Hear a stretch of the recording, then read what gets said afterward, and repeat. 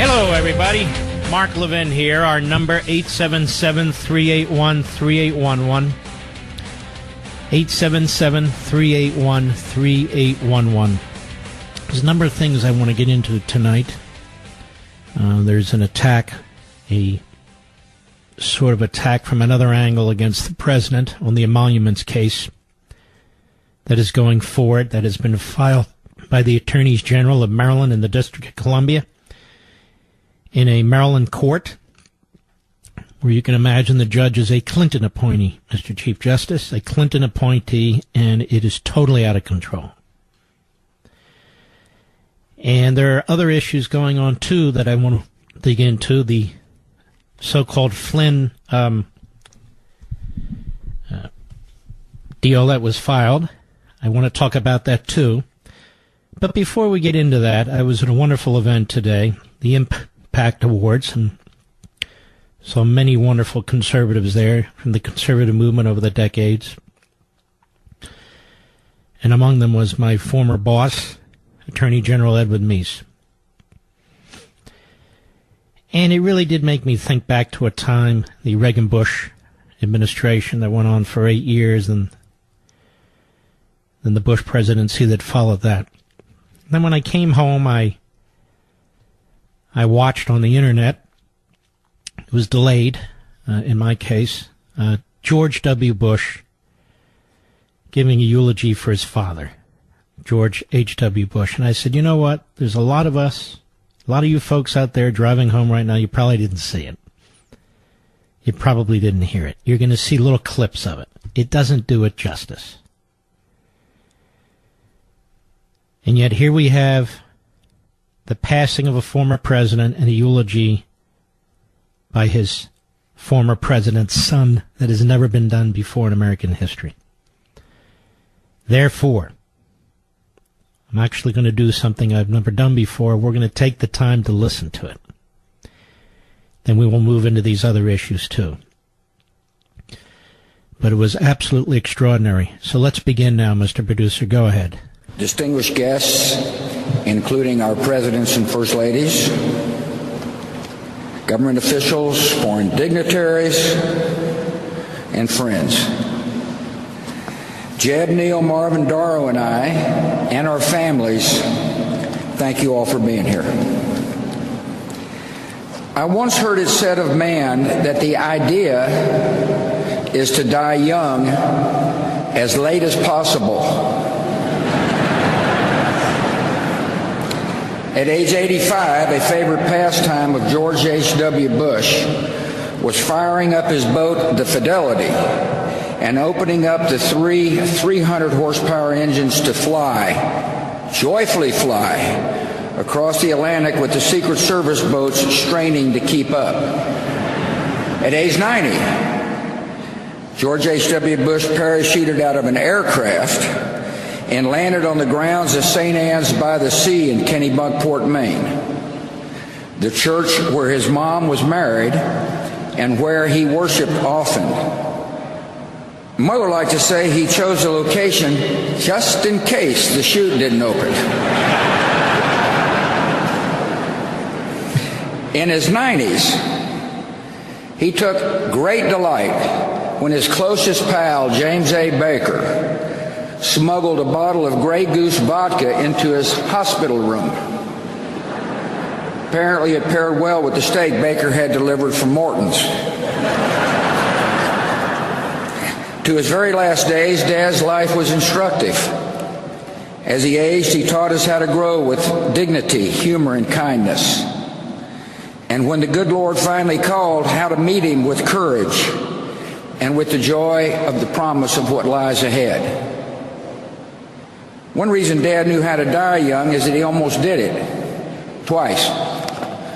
When he was a teenager, a staph infection nearly took his life. A few years later, he was alone in the Pacific on a life raft, praying that his rescuers would find him before the enemy did. God answered those prayers. It turned out he had other plans for George H.W. Bush. For Dad's part, I think those brushes with death made him cherish the gift of life, and he vowed to live every day to the fullest. Dad was always busy, a man in constant motion, but never too busy to share his love of life with those around him. He taught us to love the outdoors. He loved watching dogs flush a covey. He loved landing the elusive striper. And once confined to a wheelchair, he seemed happiest sitting in his favorite perch on the back porch at Walker's Point, contemplating the majesty of the Atlantic. The horizons he saw were bright and hopeful. He was a genuinely optimistic man, and that optimism guided his children and made each of us believe that anything was possible. He continually broadened his horizons with daring decisions. He was a patriot. After high school, he put college on hold and became a Navy fighter pilot as World War II broke out. Like many of his generation, he never talked about his service until his time as a public figure forced his hand. We learned of the attack on Chichijima, the mission completed, the shoot-down. We learned of the death of his crewmates, whom he thought about throughout his entire life. And we learned of the rescue. And then another audacious decision. He moved his young family from the comforts of the East Coast to Odessa, Texas. He and Mom adjusted to their arid surroundings quickly. He was a tolerant man. After all, he was kind and neighborly to the women with whom he, Mom, and I shared a bathroom in our small duplex. Even after he learned their profession, ladies of the night. Dad could relate to people from all walks of life. He was an empathetic man. He valued character over pedigree, and he was no cynic. He looked for the good in each person, and he usually found it. Dad taught us that public service is noble and necessary, that one can serve with integrity and hold true to the important values like faith and family. He strongly believed that it was important to give back to the community and country in which one lived. He recognized that serving others enriched the giver's soul. To us, his was the brightest of 1,000 points of light. In victory, he shared credit. When he lost, he shouldered the blame.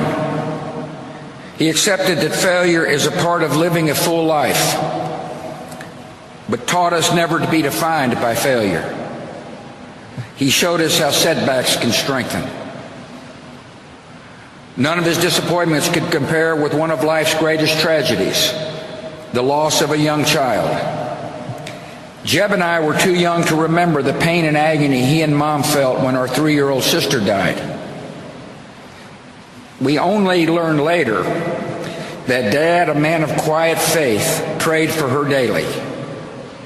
He was sustained by the love of the Almighty and the real and enduring love of her Mom.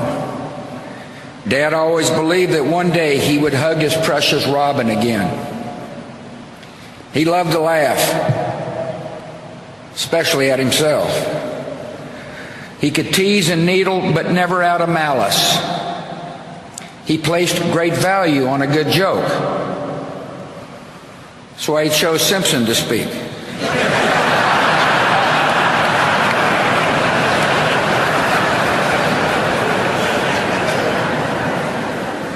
On email, he had a circle of friends with whom he shared or received the latest jokes. His grading system for the quality of the joke was classic George Bush. The rare 7s and 8s were considered huge winners, most of them off color. George Bush knew how to be a true and loyal friend. He nurtured and honored his many friendships with a generous and giving soul.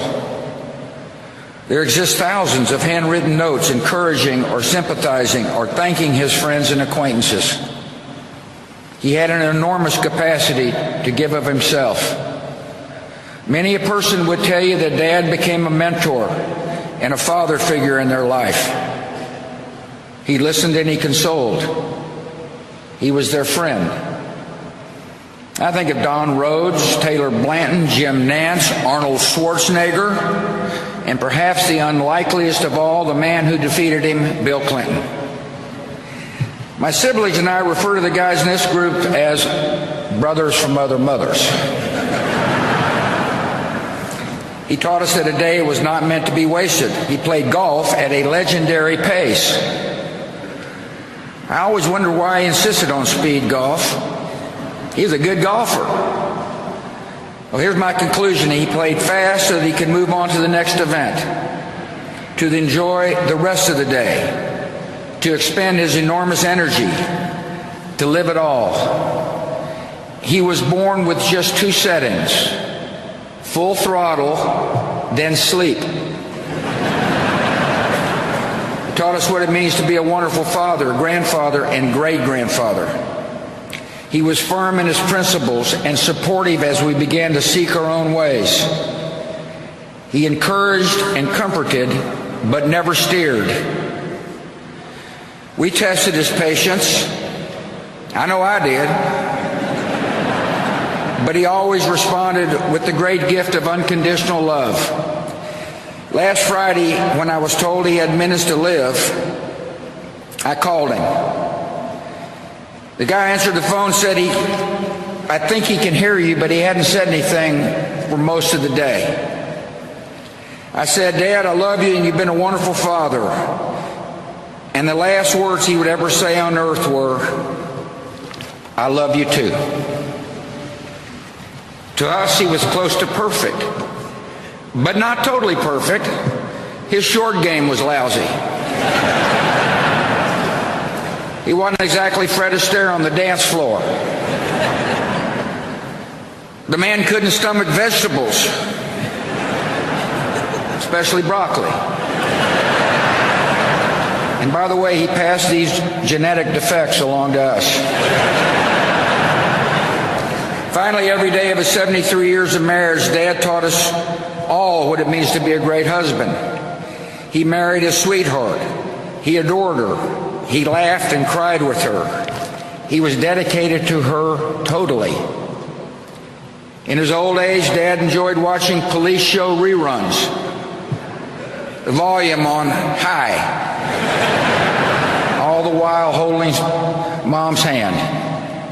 After Mom died, Dad was strong, but all he really wanted to do was hold Mom's hand again. Of course, Dad taught me another special lesson. He showed me what it means to be a president who serves with integrity, leads with courage, and acts with love in his heart for the citizens of our country. When the history books are written, they will say that George H.W. Bush was a great president of the United States, a diplomat of unmatched skill, a commander-in-chief of formidable accomplishment, and a gentleman who executed the duties of his office with dignity and honor. In his inaugural address, the 41st President of the United States said this: "We cannot hope only to leave our children a bigger car, a bigger bank account. We must hope to give them a sense of what it means to be a loyal friend, a loving parent, a citizen who leaves his home, his neighborhood, and town better than he found it. What do we want the men and women who work with us to say when we are no longer there? That we were more driven to succeed than anyone around us, or that we stopped to ask if a sick child had gotten better and stayed a moment there to trade a word of friendship? Well, Dad, we're going to remember you for exactly that and much more. And we're going to miss you. Your decency, sincerity, and kind soul will stay with us forever. So through our tears, let us know the blessings of knowing and loving you, a great and noble man, the best father a son or daughter could have. And in our grief, let us smile knowing that Dad is hugging Robin and holding Mom's hand again."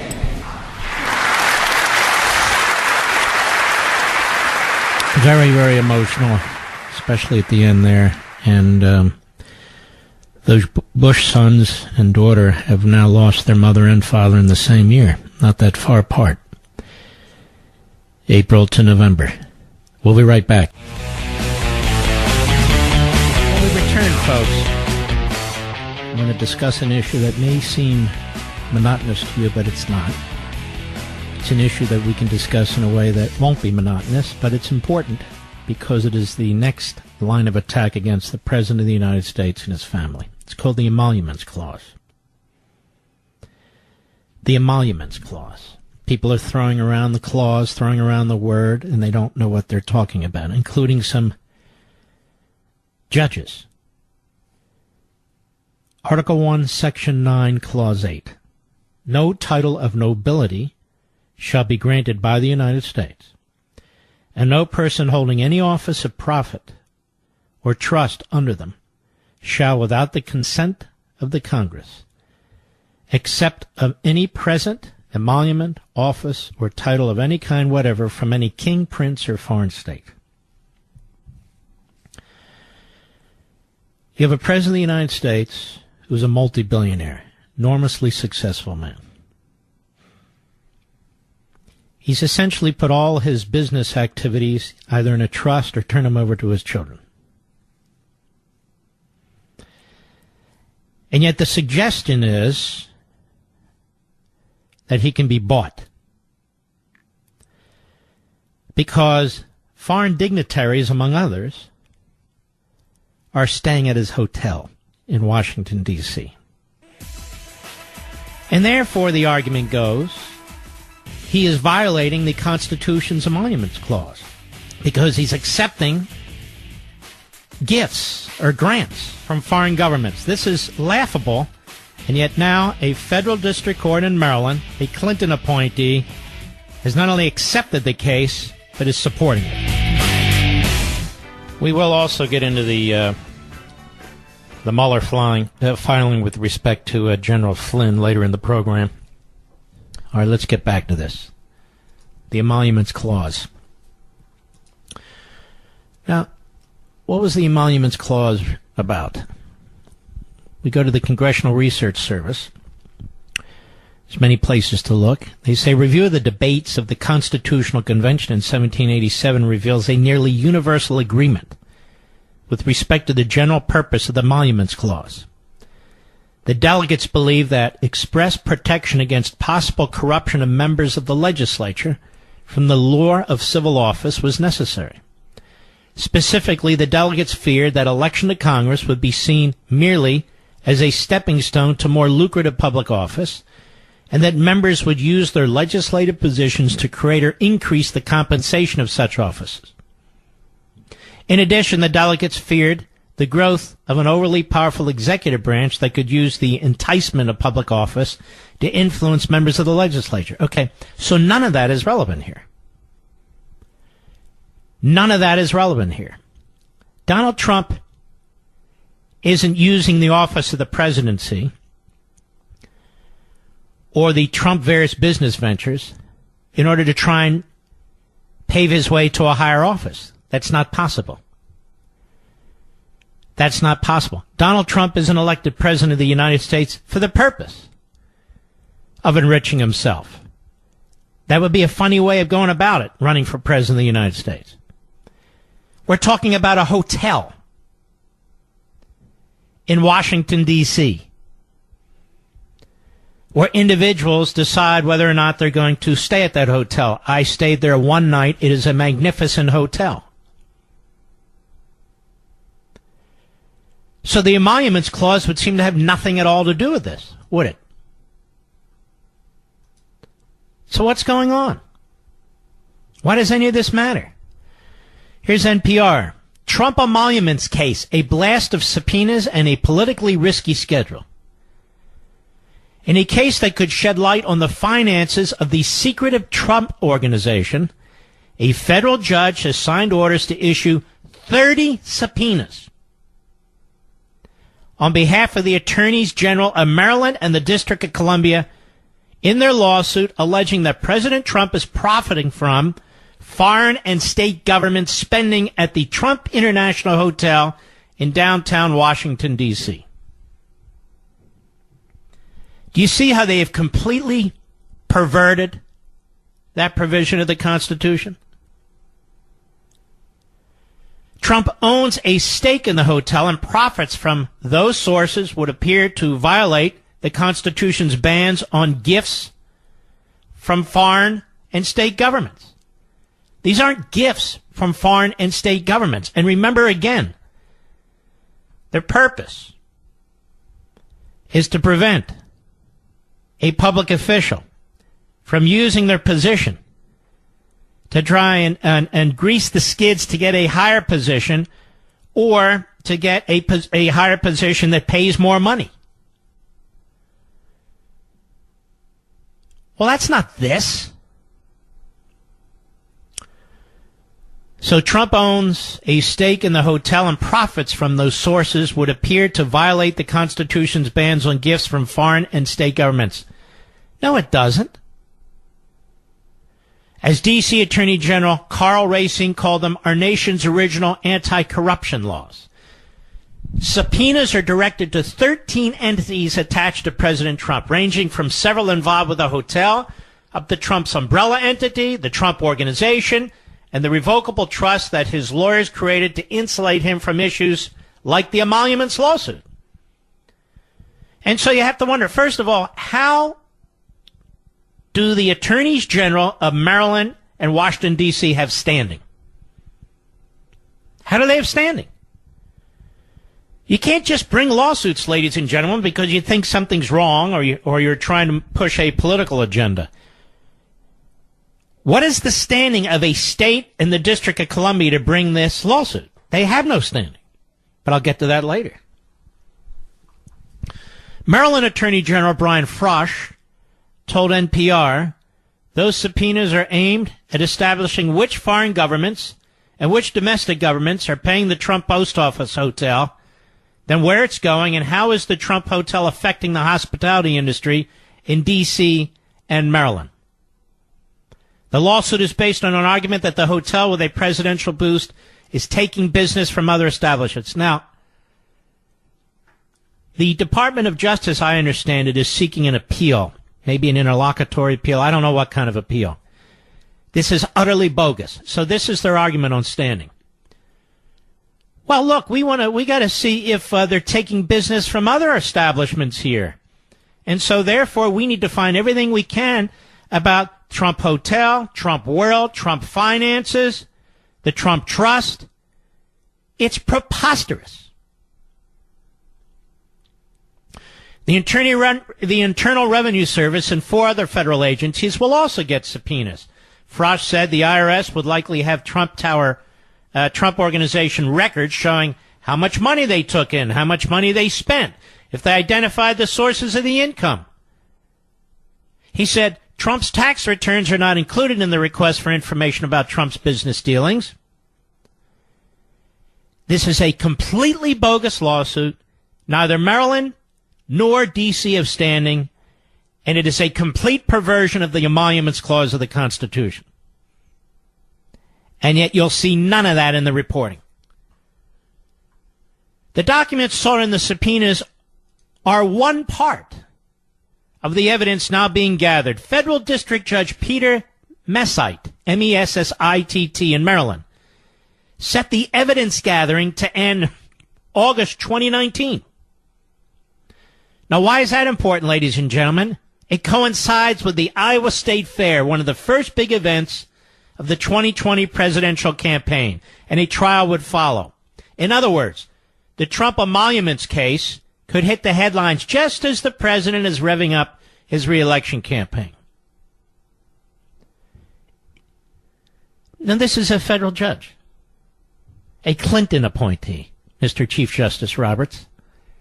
This is a federal judge. Let's see here. Donald Kettle, academic director of the University of Texas LBJ School, Washington Center, said the timing has risks for the president. Notice the nature of the article. Timing is risk for the president, this, that, and the other. They're carrying water for a bogus lawsuit in an outrageous judge. And then they get some phony expert. It has risks for the president? This is another setup. If it turns out that now there are suggestions and maybe evidence presented. There are people who at least took advantage of the Trump Hotel in Washington to try to curry favor. It's going to continue to stir a pot that the president would surely wish were left unstirred, he said. What does that mean? Stir a pot for what? If it turns out now there are suggestions and maybe evidence. Suggestions and maybe evidence? Kettle said the case, if it goes against Trump, could also bolster support for special counsel Robert Mueller's investigation into Russian interference in the 2016 election. How? What does that have to do with anything? And while it's unclear how many subpoenaed documents will become public, the plaintiff's approach in this case could provide a roadmap for investigative journalists or oversight-minded House Democrats who will wield the majority in the new Congress beginning next year.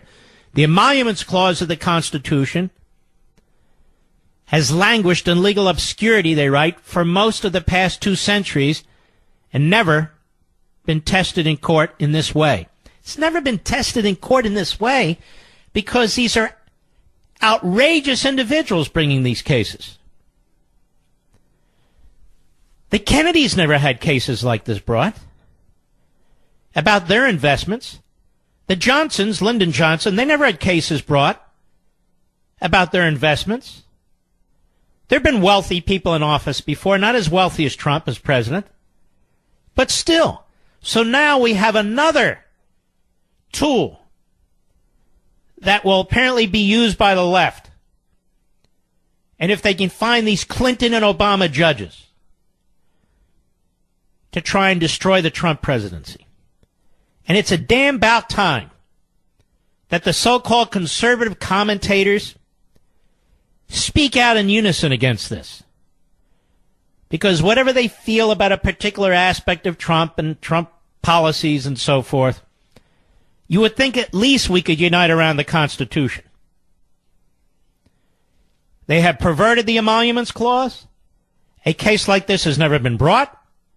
30 subpoenas upheld, supported by a federal judge appointed by Clinton. And somehow this relates to 2016 in the Mueller investigation? These people are insane. I'll be right back. Phil, Raleigh, North Carolina, on the Mark Levin app. Go, sir. Sir, good afternoon. Good evening. It's a pleasure to speak with you, Mark. I have a quick question. So I'm in the finance profession, and I was wondering what your take on the fact that any federal official, if this court procedure is effective with President Trump, could be held accountable for violating the Emoluments Clause if they hold any security instrument whatsoever, whether it's a stock or a bond or an exchange-traded fund, or for that matter, any stake in a partnership that has anything to do with a state or foreign government? That's a very legitimate question, because it sounds like this court and these knucklehead attorneys general who are just trying to make political points, they're opening Pandora's box, aren't they? So if you own a mutual fund, let's say you're a senator, and you're right, you own financial instruments, mutual funds or whatever, and they invest in foreign countries, or they invest in businesses in foreign countries. What about that? Might not your point is, or stocks, might that not affect the way you conduct yourself from an official point of view, right?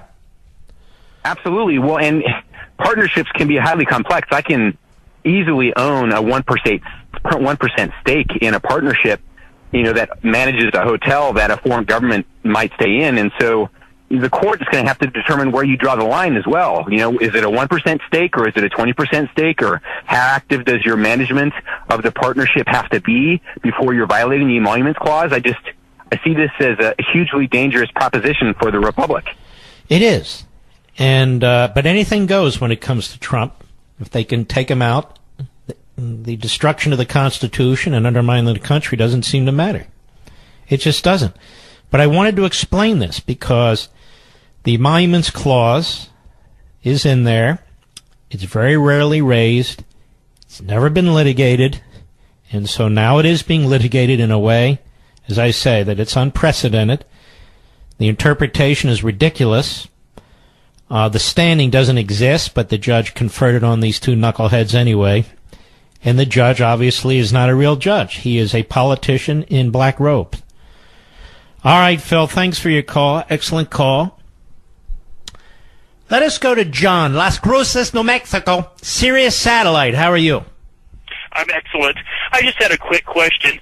Wouldn't this one hotel, even if he profits from it, it's so small and compared to his entire, holdings, wouldn't that fall into the concept of de minimis? I don't understand that, but I had a case once that the government kind of dismissed because it was so small, they didn't bother with it. So I was wondering if you could explain that. Well, I'll explain it. And the answer is yes. In other words, the purpose of the emoluments clause is to prevent people, they were thinking of congressmen at the time, run for office, gain office, then use that office to enrich themselves and also potentially use that office to ingratiate themselves with foreign governments. So if they left office, they can then receive significant salaries, positions, or what have you with that foreign government. None of that applies to Trump. None of it whatsoever. And your point is it takes it even further. The guy can't be bought. He can't be bought.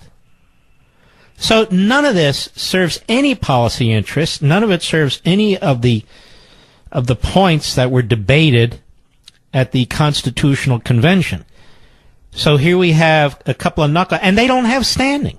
You can't say, hey, if that hotel didn't exist and the Trump world didn't own it, then these other hotels within our jurisdiction would be making more money. How tenuous is that? That's a ridiculous argument. All right, I've stymied you and silenced you with my genius.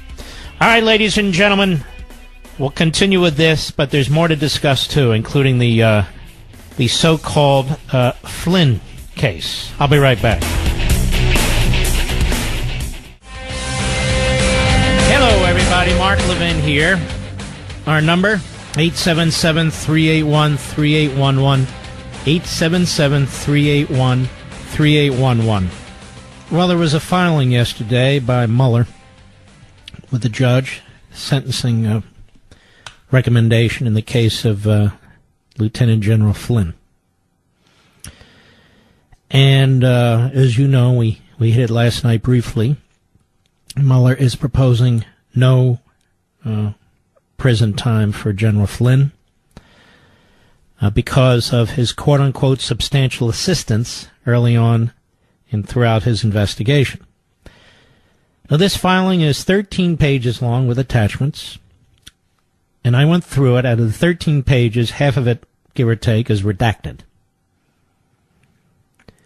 in which Mueller is explaining the kind of assistance that Mr. Flynn gave. Now, based on that,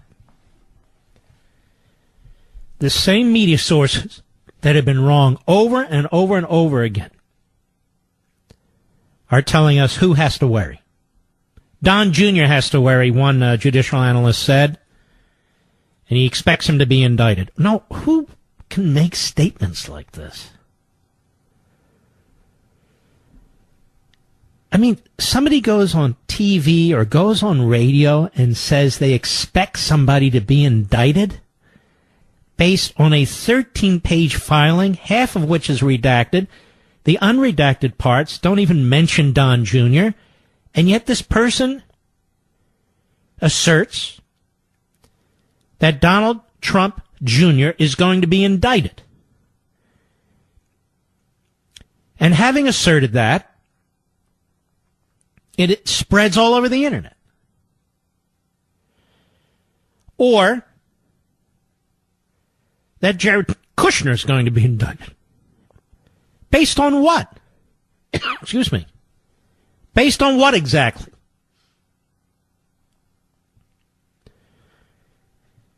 Based on nothing.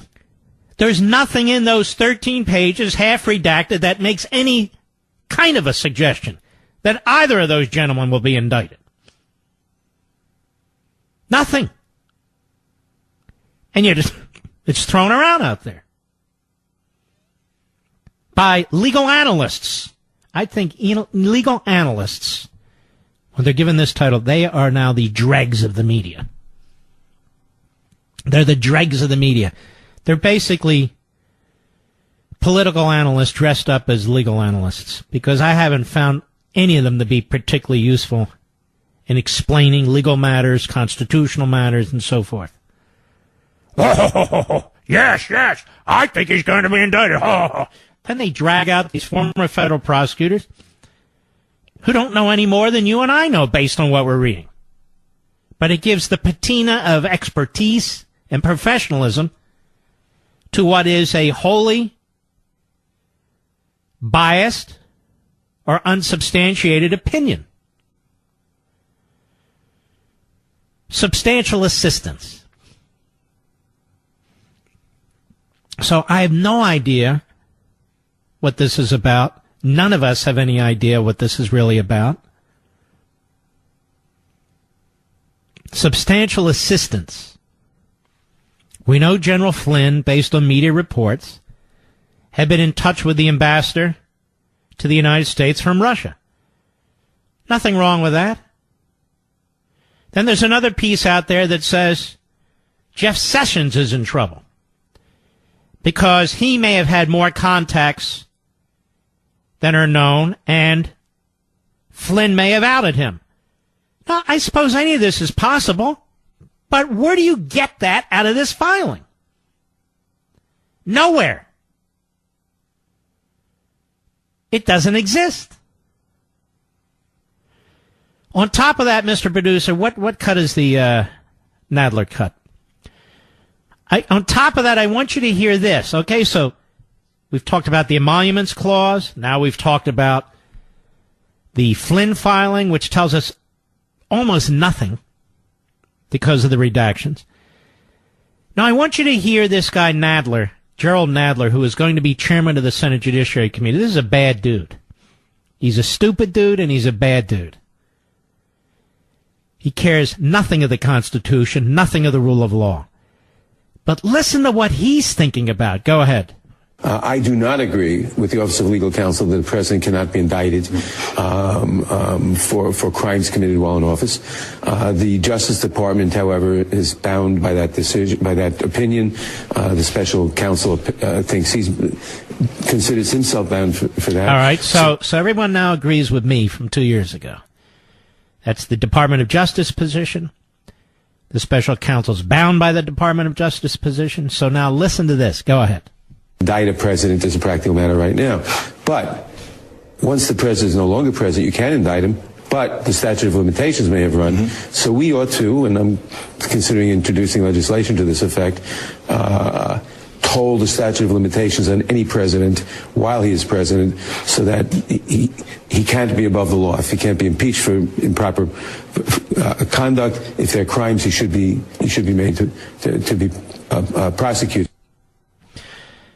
Incoherent. What he's trying to say is that a president who may commit offenses while in office can be indicted once he's left office. That's true. But the statute of limitations may run on one or more of those charges. Therefore, he wants to propose legislation that tolls it or freezes the statute of limitations in the case of a president. Now, let me tell you folks something. One of the things that the framers of your Constitution feared was that Congress would abuse its power to impeach, which is why it required a supermajority to actually remove a president from office in the Senate, which is why it's not merely a political act. They talked about it at some length, particularly as it applies to a president, that is impeachment. It is a constitutional act. And the words in the Constitution have meaning, and they have context, and they have intent. So what Nadler's saying here is, okay, here's what we'll do. Okay, you can't indict a sitting president. I don't agree with that, he says, but that's the position. We're boxed in. That's where we are from his perspective. But let's change the law so that, or let's have a law specifically passed to apply to presidents that maybe they can't be indicted while they're in office, according to the Department of Justice, but we will extend the statute of limitations until they leave office. So what you'll have here, ladies and gentlemen, if he succeeds, is an endless effort now at unleashing prosecutors, a special counsel or whatever you want to call them, against sitting presidents like Mr. Mueller, who can fabricate or concoct allegations of illegality that hang over a president. So now they issue a report and they say, well, I cannot indict a sitting president. It is our intention to indict Mr. or Ms. So-and-so once they leave office for the following issues.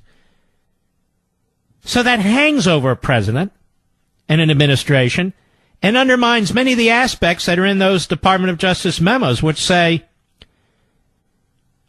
that the mere fact of indicting a president drags down the reputation of the administration, makes it much more difficult to conduct foreign policy, and so forth.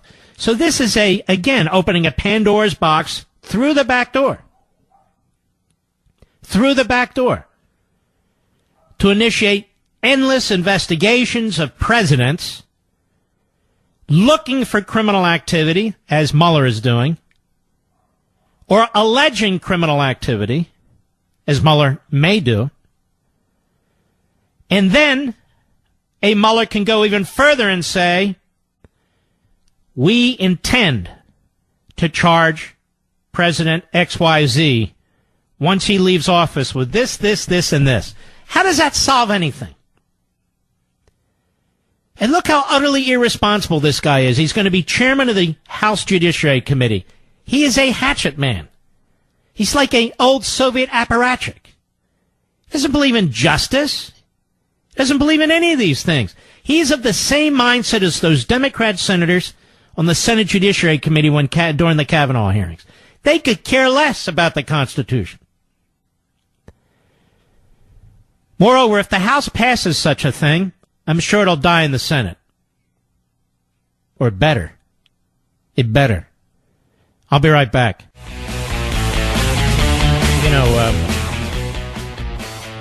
Frederick Bastiat wrote what became a book called The Law. And it really was a classic blueprint for a free society. And absolutely brilliant young man. And he talked about the law perverted. The law perverted, and the police powers of the state perverted along with it. The law, I say, not only turned from its proper purpose, but made to follow an entirely contrary purpose. The law become, or that's the writing, the law become the weapon of every kind of greed. Instead of checking crime, the law itself, guilty of the evils it is supposed to punish. If this is true, it is a serious fact, and moral duty requires me to call the attention of my fellow citizens to it. What is law? What then is law? It is the collective organization of the individual right to lawful defense. Each of us has a natural right from God to defend his person, his liberty, and his property. These are the three basic requirements of life, and the preservation of any one of them is completely dependent upon the preservation of the other two. For what are our faculties but the extension of our individuality? And what is property but an extension of our faculties? If every person has the right to defend, even by force, his person, his liberty, and his property, then it follows that a group of men have the right to organize and support a common force to protect these rights constantly. Such is the principle of collective right. Thus, since an individual cannot lawfully use force against the person, liberty, or property of another individual, then the common force, for the same reason, cannot lawfully be used to destroy the person, liberty, or property of individuals or groups. Now, this is Bastiat. I want you to be thinking about this in terms of Mueller, in terms of Nadler, in terms of this judge in Maryland. Such a perversion of force would be, in both cases, contrary to our premise. Force has been given to us to defend our own individual rights. Who will dare say that force has been given to us to destroy the equal rights of our brothers?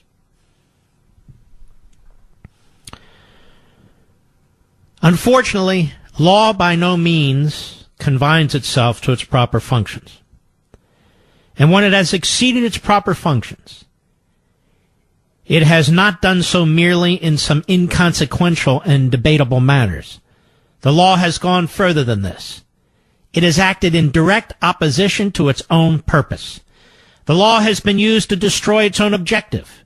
It has been applied to annihilating the justice that it was supposed to maintain, to limiting and destroying rights, which its real purpose was to respect. The law has placed the collective force at the disposal of the unscrupulous, who wish without risk to exploit the person, liberty, and property of others. It has converted plunder into a right in order to protect plunder, and has converted lawful defense into a crime in order to punish lawful defense. How has this perversion of the law been accomplished? And what have been the results? The law has been perverted by the influence of two entirely different causes: stupid greed and false philanthropy. So what you're seeing here, in my opinion, the perversion of the Constitution, whether it's the Emoluments Clause, the Appointments Clause when it comes to Mueller, the accusations of obstruction of justice, which are inapplicable here. When you look at what's taking place in a federal courthouse in Maryland, ruled by a Clinton appointee on the Emoluments Clause, how he has twisted and turned the law on the Emoluments Clause and standing in order to accomplish his political aims. When you listen to Gerald Nadler saying we must now change the Constitution so we can indict presidents after they leave office if the statute of limitations has told, which would only strongly encourage more prosecutorial investigations of presidents the moment they walk into office. How does any of this serve the Republic? How does any of this serve the people, the public? How does any of this strengthen this nation, contribute to our prosperity and our national security and our well-being? This is what Washington is doing to us. The lawyers, the politicians, and the media. The new Iron Triangle. This is what they're doing to us. Because they don't like the man who was elected President of the United States. So the Constitution needs to be changed, if not flat out, by application.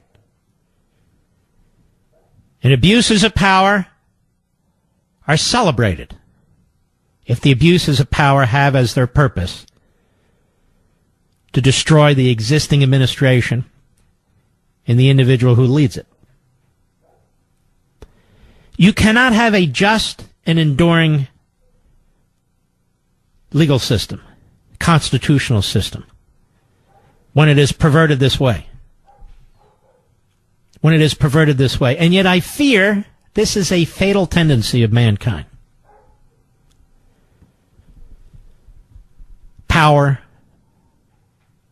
manipulation, positioning. But the Republic is the victim. And we, the citizens of the Republic, we become the victims. I'm not sure really what to do about it all, other than to ring the alarm bell. And it is really frustrating when you see these things reported on, almost in passing, almost with a blasé attitude, and then you get the legal analysts wittingly if they're leftists, unwittingly, if they're just stupid, commenting on it, not from the perspective of the Republic and the Constitution, on whether or not Donald Trump Jr. is in trouble, whether or not the President of the United States is in trouble, whether or not it's really quite pathetic. I'll be right back. Mark, Vanderbilt, Michigan, XM Satellite. How are you? Pretty good, except that I'm now by Grayling. Yeah. So anyway, I listen to your show occasionally. I'm on the road tonight, and you mentioned that there was a 15-page pleading filed in federal court. No, I said it was 13 pages, but close. 13 pages, sorry, long day. Heavily redacted, and it to me, you said something about a 5K1 motion. What? Was that a 5K1 motion that was filed? No, what was filed was a sentencing recommendation by the prosecutor to the court. Okay. Thanks for your call. I have no idea what this guy's talking about. Kevin, Des Moines, Iowa, Sirius Satellite, go. Happy Hanukkah, Mark. Thank you, sir. My comment was on the emoluments clause and with what they're doing to President Trump. I was wondering why they couldn't turn that around and use that on all the other politicians that are getting rich off of all their dealings through their contacts with the government. Well, many of the liberals get rich after they leave the government, and that's not covered by the Constitution. But if there are occasions where some are, it would work, because what's going to happen here is a precedent is going to be set, depending on how this plays out. And as I was discussing with the caller last hour, and he and I were going back and forth on this, if you're a member of Congress and you have extensive stock holdings, and those stock holdings include foreign companies, foreign investments of certain kinds, well, I suspect that arguments could be made. Right. Particularly if they're like state-owned companies. But keep something else in mind. It's not just foreign governments. It's states. State governments. So if you're a politician and you own a state bond, well, that may ensnare you too, right? Right, exactly. That's kind of what I was thinking. If they can, yeah, like the other caller had stated, yeah. Yeah, I think it's preposterous what the left is trying to do here. And a federal judge sits there. I mean, these people who take on these judgeships are supposed to really put aside all their politics and do the very best they can to apply the law. That's why they're lifetime appointees. That's why they're called Your Honor. That's why they get to wear black robes. That's why they're treated better than everybody else. And when they conduct themselves this way, they undermine the Republic and they undermine their office. And so it's going to take a higher court to have to straighten this out, because this is just another form shopping operation where they obviously knew this judge would do what this judge is doing, and it's really appalling. And so it's a constant effort to burden, to undermine, to harass this president. Thank you for your call, sir. And it really is grotesque. Jay, Kansas City, Missouri, Sirius Satellite, go right ahead. Hi, Mark. First-time caller. A Thank pleasure. you. I appreciate the time. Hey, my question is this chaos going on. What did our founders or our framers set up to protect the Republic or the American people from this type of chaos going on? Well, here's the problem. They set up a tremendous system of checks and balances to try and prevent one branch from controlling another, to try and prevent men of excess from having the ability to kind of undermine the entire system.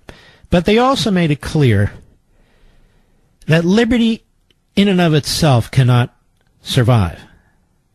That liberty must be undergirded by virtue. Remember, we talk about the civil society. The civil society is the prerequisite to a republic. If you don't have a civil society, you can't have a republic. What's happening now is the civil society is unraveling, because the left, these progressives, are using their positions as judges, as politicians, as media types, and academics to advance an ideology. All right, that's not virtuous. Virtue is these are the rules. Try and figure out what's intended. Apply them with justice. And whether you like the outcome or not, that's just too bad. But that's not what's happening right now, is it? What's happening right now is you'll have a federal judge, as in here in Maryland, and that federal judge determines that he's going to have a good time with the emoluments clause. This is the same federal judge who in his courtroom said that the word Redskins will not be allowed, and in any filing, the word Redskins will not be allowed. And nobody filed anything in his courtroom about the Redskins. It just shows you what kind of an agenda this guy has. Now, the problem is we have an impeachment clause, but we only use it against judges if they actually commit crimes, which is sort of the opposite with respect to a president. So if they actually commit crimes, and yet that's not what the impeachment clause says. Now, if you disagree with a judge, that shouldn't be the basis for impeachment, but if they abuse their power, that should be the basis for an impeachment. But you see the incoming chairman of the House Judiciary Committee is this guy, Gerald Nadler, who's a complete radical kook. So everywhere you turn, whether it's the chairman of the committee, whether it's this judge, whether it's Mueller and Rosenstein, what you're seeing here is a lack of virtue, a lack of individuals with virtue. Instead, they have their own agendas, and there's no system that can be set up to fix that. None. Thank you for your call, my friend. Donna, Frederick, Maryland, the great WMAL. Go. Hi, Mark. I just want to say this Brian Bosch is a disgrace to the state of Maryland. The Attorney General of Maryland. Yes, I'm sorry. Yes. And I'm mortified that he actually did this. He does not represent the people of this state. Well, he got elected. Unfortunately. You know, there was a time, Mark, when Frederick to the west wanted to annex into the state of Western Maryland. It would not surprise me if that subject came up again. People are so tired of what's going on to the east of this city. Mm-hmm. All right, my friend, I appreciate your call. Let's go to Frank in Reston, Virginia, also WMAL. Go right ahead. Hi, Mark. It's good to talk to you. Thank you. I've long believed that the only, you have to bring a gun to a knife fight here. The only way that we're ever going to get this to stop is with the insertion of an attorney general who's going to go after the Clintons. And if it means another special prosecutor, it means another special prosecutor. We can't fight them. We can't fight the Democrats when they just play dirty on every play. We have to counter them at their level. And if the Clintons and the Obama connections to all this nonsense are potentially to be exposed, I think they'll back down from doing this stuff.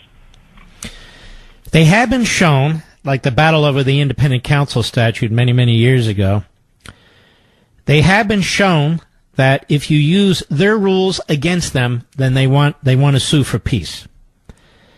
And I think you're quite right. The problem is we have a president that fights them, that takes the gloves off, and then we have a party that shoots them in the back.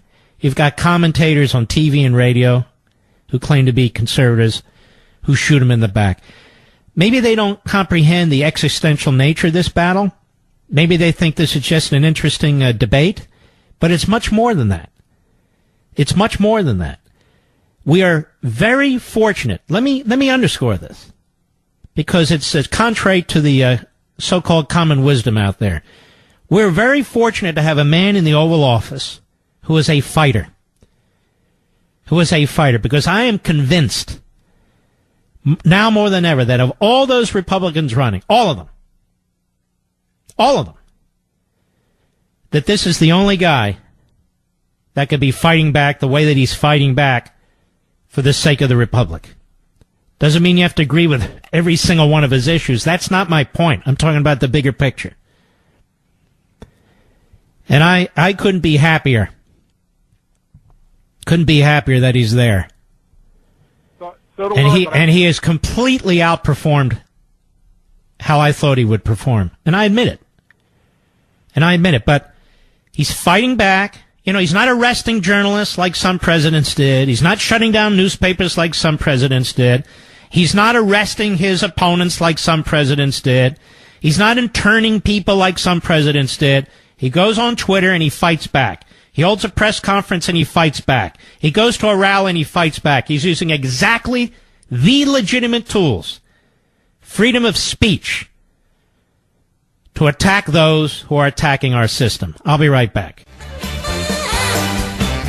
Brian, Dallas, Pennsylvania, the great WTRW. Go. Hey, thanks for having me on. First of all, AMAC is great. Also, you switched over from being a blue dog Democrat during Obama's second term, and the thing I've had the most frustration with is what you just mentioned with the conservatives and Republican Party. They seem to just be a bunch of fiefdoms and backstab each other. You know, you can't seem to get together on the core issues that really create the foundation for the movement, and it's just frustrating. It is. I mean, they ran on securing the border, and tell me, have they secured the border? No, and we got live footage of it unsecure. When you have to use, pepper pellets to push people back, it should be strong evidence that there's a problem. So again, anyway, I try to keep up on speed on when there's events to go to and stuff like that. I joined the Convention of States, went to a couple of little meetings on that, but again, I think that's the biggest issue. And I love CRTV, good stuff. Thank you. And glad to see we're, getting bigger. So thanks for the time. Let me have a chance to call. You got it, Brian. You take care of yourself. Another Brian, Baltimore, Maryland. How are you, sir? Mark, I'm doing well. Happy Hanukkah. You too. Thank you. If you'll indulge me, I am so filled with patriotic pride today when I watch the services for 41. And if you'll indulge me, I started this day off meeting with my local representatives about a development in my neighborhood. You're a firefighter? Yes, sir. Okay. And this development is not going to fly. It's going to cause problems. I spoke to my people, to my representatives, and had my voice heard. I'm sitting in a parking lot right now eating fried chicken from the best fried chicken place, fast food you can have from a gas station, waiting for my kid to come out of school.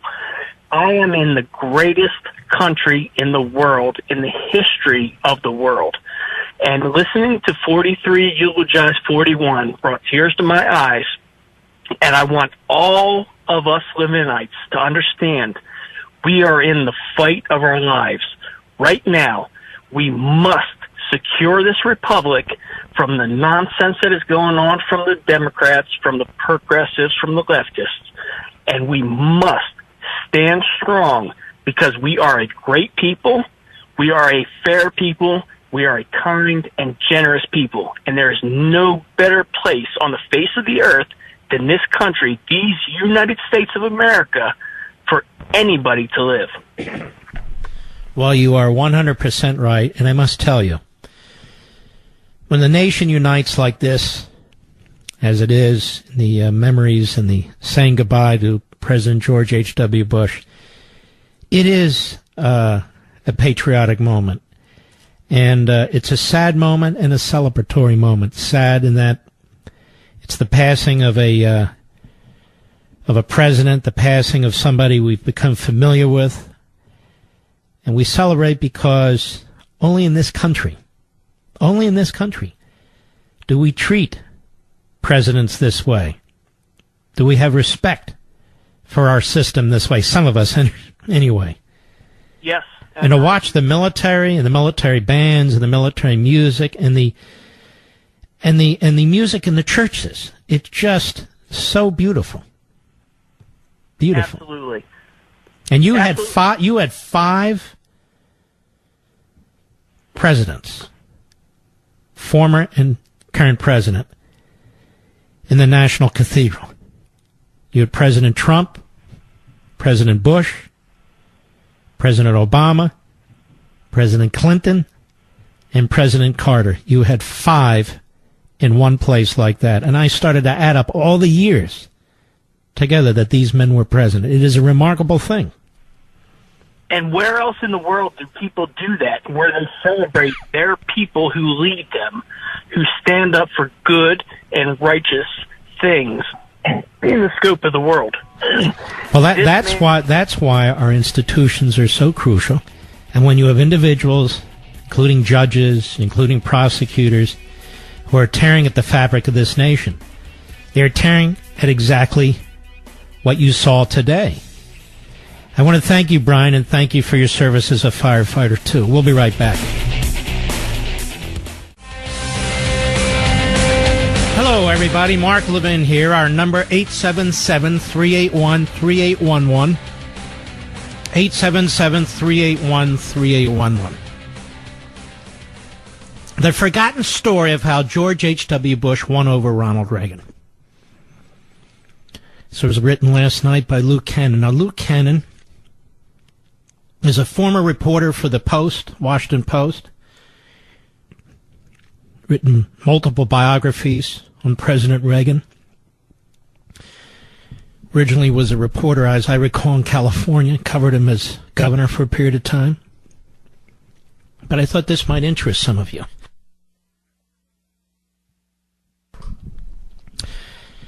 At a time when George H.W. Bush is rightly being celebrated, he writes, for his statesmanship and decency, it's easy to forget that he was also a savvy long-distance politician whose doggedness enabled him to become vice president, despite Ronald Reagan's reservations about him as a running mate. That doggedness was evident in 1980, when the entire Republican establishment tried to prevent Reagan from becoming the party's presidential nominee. So let's stop right there. This is what people don't remember, particularly young people who write columns, who are on TV, who are on radio. Reagan was an outsider. The entire Republican establishment fought him. Howard Baker, John Connally, Bob Dole, Phil Crane, and John B. Anderson, who later ran as an independent, all dropped out after Reagan victories in the primaries. Bush did not drop out. Instead, he competed in 33 primaries with Reagan, losing 29 of them. By May 1980, when Reagan had more than enough delegates to be nominated, some of Reagan's political operatives were clamoring for Bush to quit. But he refused. Bush refused to quit. He believed that if he stayed in the race until the Republican National Convention in July, he would become Reagan's only option as a running mate. Bush believed Reagan would need a moderate to balance the GOP ticket. This was an accurate assessment, writes Cannon. Reagan never seriously considered conservative alternatives, such as his friend Senator Paul Laxalt of Nevada. Now, as we look back, by the way, on the massive Reagan landslide, turns out he could have picked anybody he wished to be his running mate. But Reagan did not want Bush, who had backed down at a televised debate in February 1980 in Nashua, New Hampshire, where Reagan refused to be silenced by a pro-Bush moderator who threatened to turn off his microphone. "I'm paying for this microphone," Reagan said, capturing the headline and with them the New Hampshire primary. The Nashua debate was a big story. But there was a follow-up a few months later to which the press paid little attention that confirmed Reagan's low opinion of Bush. Bush had complained that in the Texas primary he was being smeared by leaflets circulated by Reagan supporters. On May 2 in Houston, a local television station put the question to Reagan, who heatedly denied responsibility for the leaflets. The station then showed the clip to Bush while being interviewed in his Houston home. To the astonishment of Reagan and his wife, Nancy, who were watching the interview, Bush absolved Reagan of blame and said the leaflets were no big deal. "If it's no big deal, why does he keep talking about it?" Nancy Reagan said. Ronald Reagan later told an aide that Bush lacked spunk. Bush went on to the convention in Detroit and sat tight. He had friends in the Reagan camp, including pollster Richard Worthland and Reagan advisor Edwin Meese, whom he was counting on to say a good word for him if the occasion arose. Meanwhile, in his search for a balanced ticket, Reagan pursued the will-o'-the-wisp of putting former President Gerald R. Ford on the ticket. That would have been a disaster. Amid questions about whether a co-presidency would work, the boomlet for Ford collapsed. The 11th hour, Reagan pragmatically called Bush and asked him to be his running mate. Being Reagan's number 2 kept Bush on his toes. His first assignment was a fence-building mission to the People's Republic of China, where Bush was on the defensive trying to explain contradictory statements Reagan made about Taiwan. Once Reagan was elected, Bush struggled to achieve a constructive working relationship with the president. It wasn't easy. 6 weeks into the presidency, Bush confided to me that, try as he might, he couldn't understand Reagan. That uncertainty faded on March 30, 1981, when Reagan was shot and nearly killed by a would-be assassin outside the Washington Hilton. Traveling in Texas, Bush flew back to Washington. He wisely declined to take a helicopter from Andrews Air Force Base to the White House lawn, believing this would seem an alarming comment on Reagan's condition. Instead, he was driven to the White House. During Reagan's recovery, Bush dutifully beat the drums for Reagan's tax reduction bill, which passed Congress that summer with the help from Texas Democrats. In the 1980 presidential campaign, Bush had denounced Reagan's view that supply-side tax cuts would increase government revenue as voodoo economics. As vice president, Bush favored tax cuts, and virtually the entire Republican Party had lined up behind the Kemp-Roth tax bill, which was premised on supply-side doctrine. When the 1981 tax cuts proved to be an overreach, Reagan subsequently proposed and Congress ultimately raised taxes. As Bush would later learn, conservatives were far more forgiving of their idol, Reagan, for raising taxes than they would ever be of him. Now, that's not exactly right.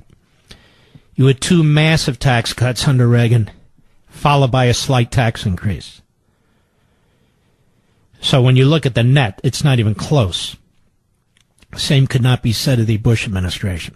Reagan, however, was completely won over by Bush's steadfast loyalty through Iran-Contra and other tribulations of his presidency.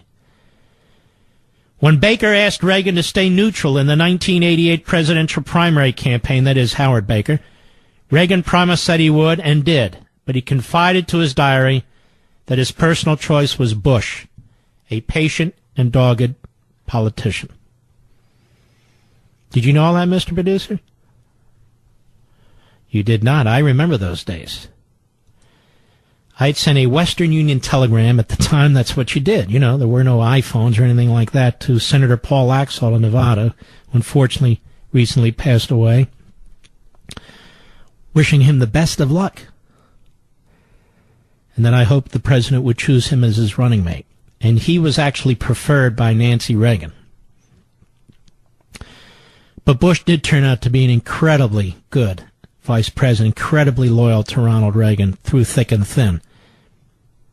And that was a, that's a very, very important aspect of one's character, particularly a politician. But I don't want you to think that George H.W. Bush gollied his way throughout politics. He was a tough dude, and he was a tough campaigner, and he, and particularly his hack friend, James A. Baker, they were not playing by Queensberry rules all the time. He was tough in that primary against Reagan.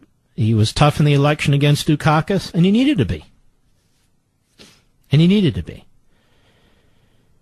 he had a lot of friends, and he would make he built a lot of bridges after they were burned down. But that's the story of how George H.W. Bush won over Reagan. I'll be right back. Okie dokie. Jim, Linden, New Jersey, the great WABC. Go. Hello, Mr. Levin. Yes, sir, Jim. Go right ahead. I'm a man of my age. I've been listening to you for a long, long time. Yeah. And I got to thinking all of this time, and I want you to listen very carefully, sir. And I know you do. And I know you love this country just... Go right ahead, sir. I want you to tell the President of the United States, okay, for us to sell wall bonds, not war bonds, wall bonds. We Americans could build that wall for him. All he's got to do is sell wall bonds like we did in World War II during Pearl Harbor days when we didn't have nothing to fight the war with. Okay? Now, if the President of the United States asked the 64 million people or more that voted for it to sell wall bonds, okay, we could give him the money to buy build the wall. And after this, we'll give a black eye to those son of a bitch Democrats. Okay, excuse my language. That's what we need, is to sell wall bonds, not war bonds. All right, I got it. I got it. Wall bonds. I don't have any problem with that. His lawyers need to see if they can do it. Remember, we sold war bonds, but everybody was all in. Democrats, Republicans, Congress, and the president. So they would have to determine if there's any legal issues. But if not, I like the idea. All right, my friend, thank you for your call.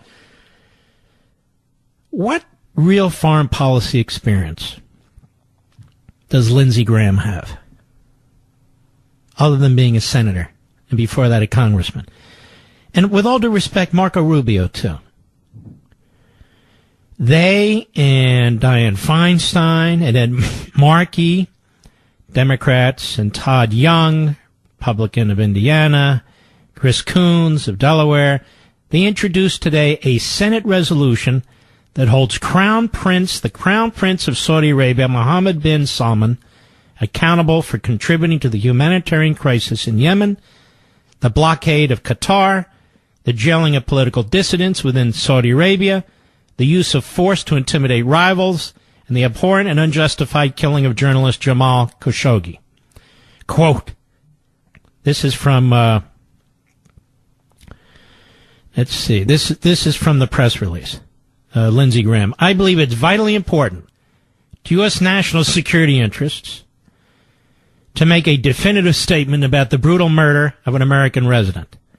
Mr. Khashoggi, who has 3 American citizen children, said Senator Graham, this resolution, without equivocation, definitely states that the Crown Prince of Saudi Arabia was complicit in the murder of Mr. Khashoggi, has been a wrecking ball to the region, jeopardizing our national security interests on multiple fronts. It's up to Saudi Arabia as to how to deal with this matter, but it's up to the United States to firmly stand for who we are and what we believe. And then the other quotes go on. Now, I have a problem with this generally. This Graham, in so many ways, is so misguided. Our buddy Jordan Schachtel over at Conservative Review, he's tweeted this. If only they learned from Libya, Egypt, Iraq, Syria, etc., Graham, Feinstein, Rubio, Markey, resolution calls for regime change. Dangerous and naive. And the resolution randomly brings up a dispute between Qatar and KSA, demanding subservience to terrorist supporting Qatar. And another person wrote on Twitter, Senate measure beclowns itself, demands that Riyadh restore diplomatic relations with Doha, demands that Riyadh settle with Iran-backed Houthis. Preposterous. This resolution could have been written by John Kerry. What the hell is wrong with Lindsey Graham and Marco Rubio? Honest to God. They supported the toppling of the regime in Libya, and look what we got. In the case of Graham, he didn't back Mubarak, and look what we got after that. I mean, honestly, this is stupid. Stupid. These guys fancy themselves as hawks. Not hawks. It's ignorant, in my humble opinion. All right. Michael, Red Bank, New Jersey, the great WABC. Go. Hi, Mark. How are you? Okay, how are you? Great. First off, I just wanted to let you know I'm just so thankful for you. You're my role model. You're my teacher. And best of all, you're my comedian. All right, thank you. I just wanted to comment on what a caller said earlier. He said he felt patriotic about by the funeral today of George W. And I do tend to agree with that. I think it was a very patriotic moment, and I felt that way. However, I just have to say that over the past 2 years, the Bush family as a whole, I just see them more and more as Democrats and part of the whole anti-Trump movement. And I know it's, might not be the time to say it, but I just have such a terrible feeling about Bush. I mean, don't they realize that it's a fight? There's a war going on over here. It's a fight for the Republic, and going with the Obamas and the Clintons and the whole Democratic Party and the Never Trumpers, you're just feeding into to what they want. Mm-hmm. And I know that it was, it got very personal with Jeb Bush, and I think that the Bush family just, they got just so insulted, and they just took it so personally that they just can never forgive Trump, and they sort of just. Well, here's the thing: the Weekly Standard appears to be, or is likely, or the reports are, may well go out of business. And I think if that happens, the reason is this. Not because there aren't smart people over there, but because when you turn a media operation into a bloodletting operation, you're going to appeal to a very small number of people. And if you're going to turn your media operation into a Bill Kristol type operation where he puts out the craziest ass tweets, just no matter what, Trump this, Trump that, Trump this, Trump that, and you're going to become unhinged. And some of the people who used to work with you now have become unhinged over there at the Weekly Standard. Not all, but too many.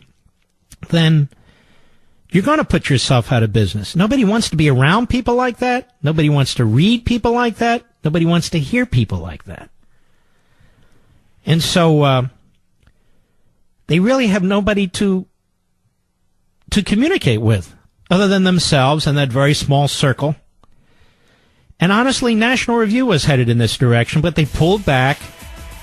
I feel that they refocus. They're critical of the president when they feel they need to be critical of the president.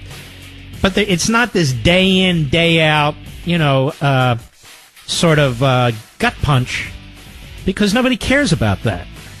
So National Review is, I think, quite strong at this point. We'll be right back.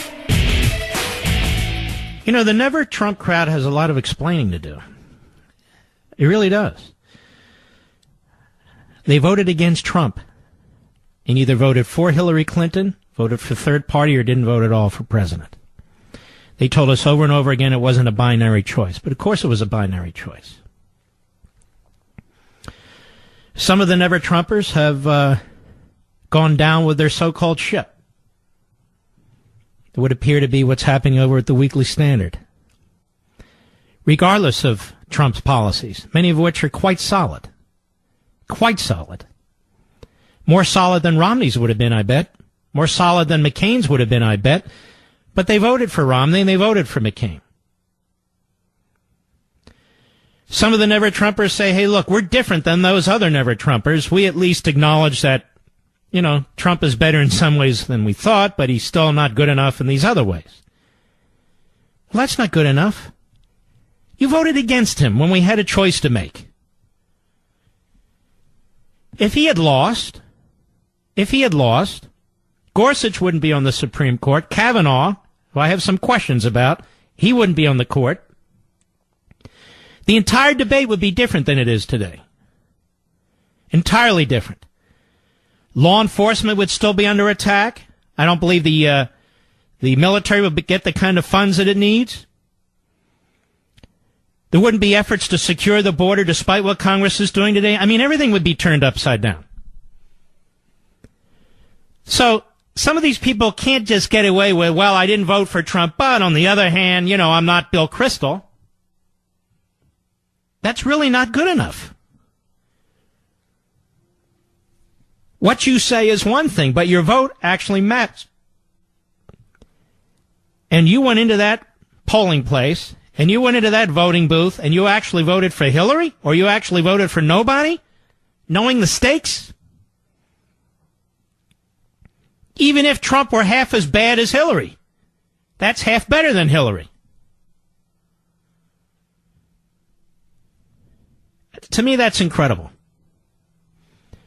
So they don't get away scot-clean with... but on the other hand, I support some of the stuff he does. On the other hand, I don't support... That's fine. That's called being rational.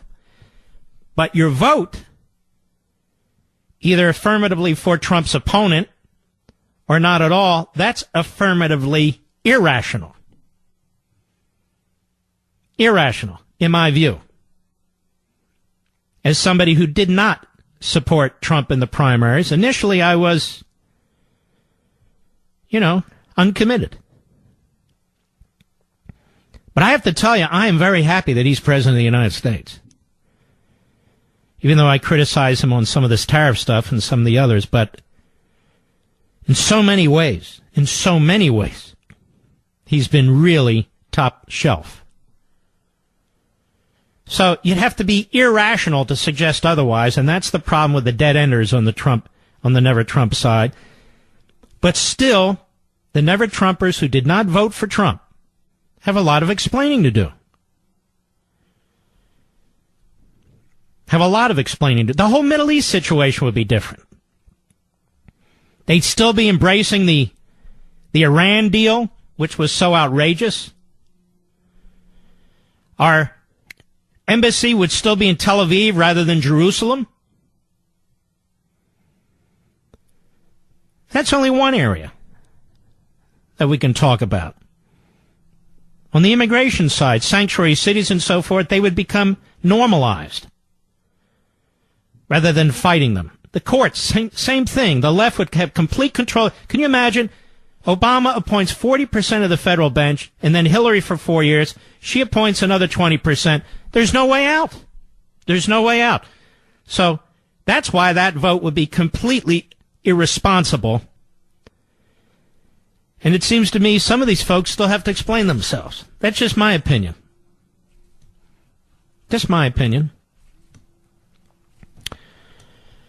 But as I said earlier, and I want to circle back to underscore my point, Lindsey Graham and Marco Rubio, who have very thin foreign policy backgrounds, truth be told, are way off on this Senate resolution, way off on this regime change stuff. First of all, it's not going to happen. So what good comes from this? But second, they don't learn from their own histories. Rubio and Graham supported the overthrow of Gaddafi, which was insane, since Gaddafi had surrendered all of his nuke technology and was eating out of our hands.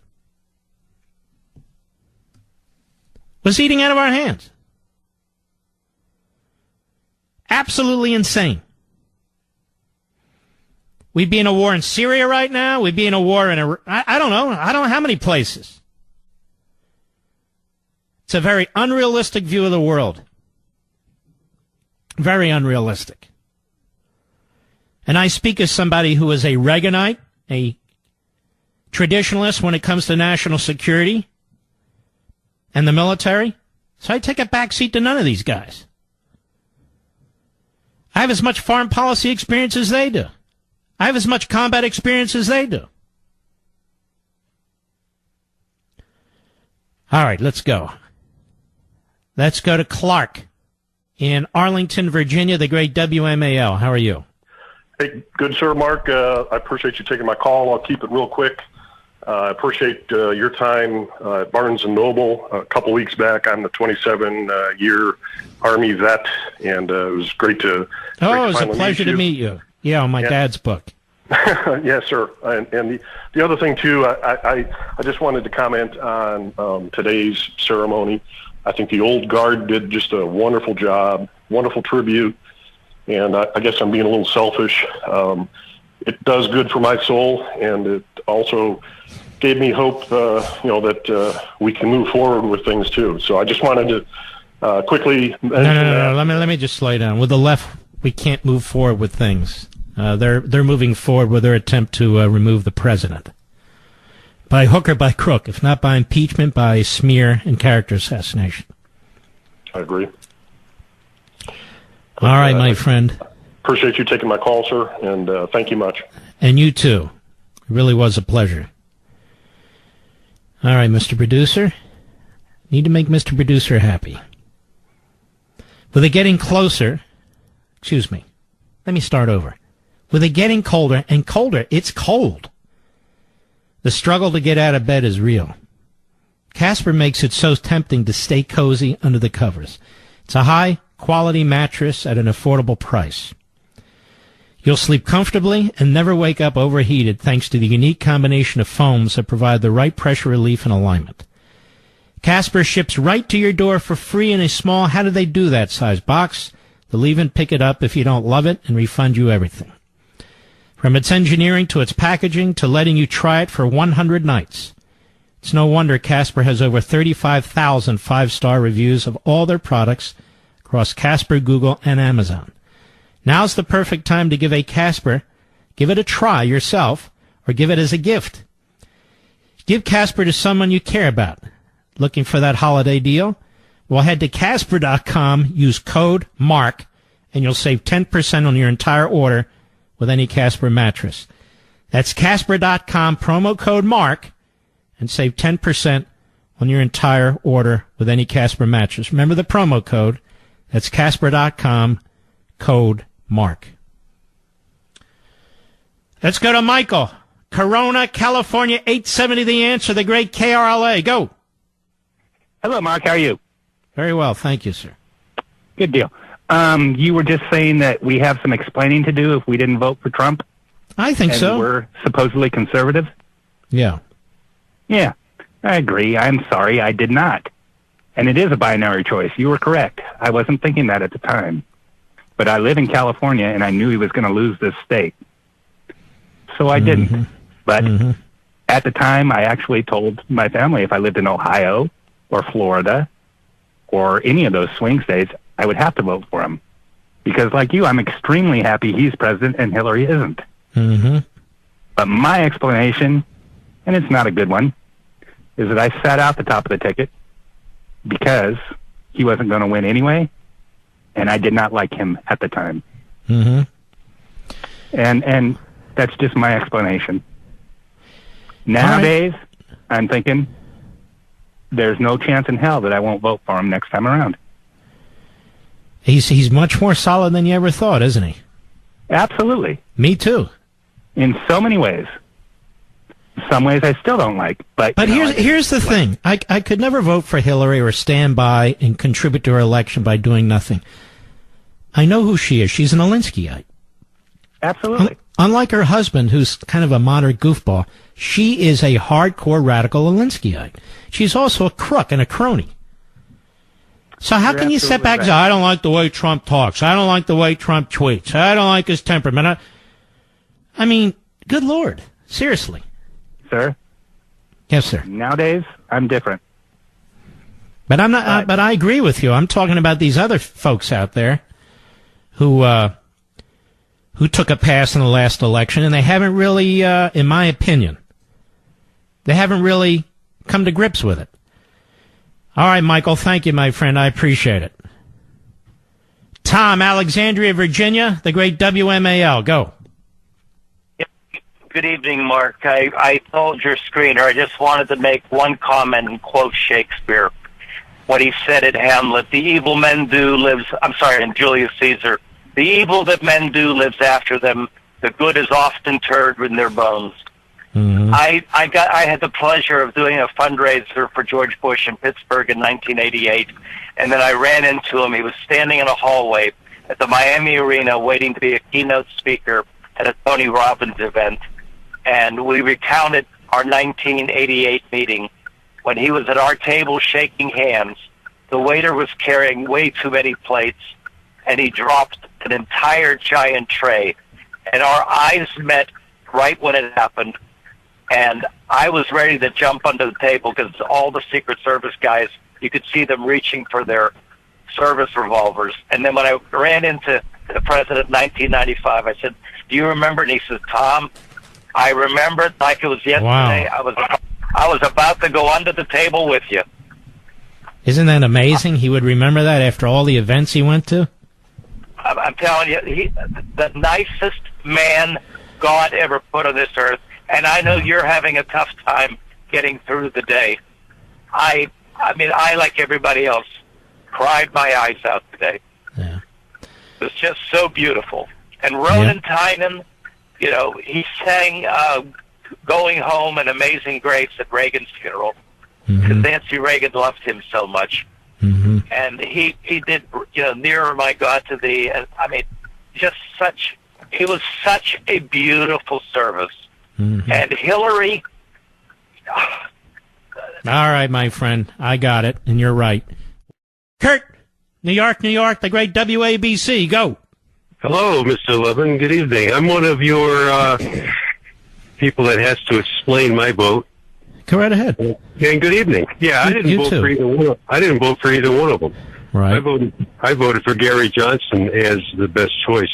Right. And you might think that's irrational, but frankly, I think anybody that continues to support Donald Trump is engaging in a little bit of irrationality themselves, given all of his misrepresentation and outright lies. You can't believe a word the guy says. I'm still waiting for my 10% tax cut. All right, can you hold on 1 second? Sure. Mr. Call Screener, can you come open your microphone, please? Yes, sir. This gentleman lied to you, didn't he? Yes, sir. And yet he accuses Donald Trump of being a liar. He said he wanted to say why he didn't vote for Trump, and he's repentant. And he's repentant. And now he's on the attack. All right, thank you, Mr. Call Screener. So, Kurt, you're a liar. How do you figure that? Get off the phone, you idiot. I don't mind you disagreeing with Trump, disagreeing with me, saying, hey, I voted against him or I didn't vote for him, and so be it. But don't tell the Call Screener one thing and then I bring you on and you ramble on like that. That I don't like. You can have a difference of opinion. Don't lie. And yet he accuses Trump of lying. Again, I don't have a problem with somebody having a difference of opinion. I have a problem with him lying to Richie V, our call screener, and then he comes on, what do you mean? What do you mean? You don't get to do that here. And by the way, bad character. Fred, Phillipsburg, Pennsylvania, XM Satellite. Go right ahead. Hi, Mark. Good evening. Good evening. Let me start by saying I feel really bad for Mr. Khashoggi and his family for what happened to him. It's horrible. But if the Senate cared as much about the Americans on American soil that have been killed by illegal immigrants, don't you think we'd have a wall already? That's an interesting point, isn't it? And I would underscore your point. Congress actually has the power to appropriate funds to secure the border and protect our communities, and it won't. But there they are dancing around with a resolution telling Saudi Arabia, we don't like your crown prince, so you need to change your regime. No, you're quite right. And what about all those senators and congressmen that voted for the Iran deal, knowing full well that regime slaughters journalists, students, individuals with whom it disagrees, gay people. You know, it's just kind of weird the way they're reacting, don't you think? Yeah, and Iran is born to hate Americans. Mm-hmm. And we were dropping them money out of airplanes. All right, my friend. All right, thanks, Mark. Yeah, I just think it's actually a stupid proposal. Michael, Gainesville, Florida, the great WSKY. Go. Hey, Mark. Hey, great show. First time getting through. I really appreciate you taking my call. I'm a Marine vet and a law enforcement officer in Florida. Hey, I really think we got these people who didn't vote for Trump, who didn't vote for anybody, we really got to convince them to vote in 2020 because I'm really concerned about the path our country will take. I don't know how we convince them if they're not awake already to the reality of what's going on in this country. There's nothing I can say that will change events if they don't awaken to events. Ladies and gentlemen, we salute our armed forces, police officers, firefighters, and emergency personnel. And I'll see you tomorrow, ladies and gentlemen. God bless each and every one of you.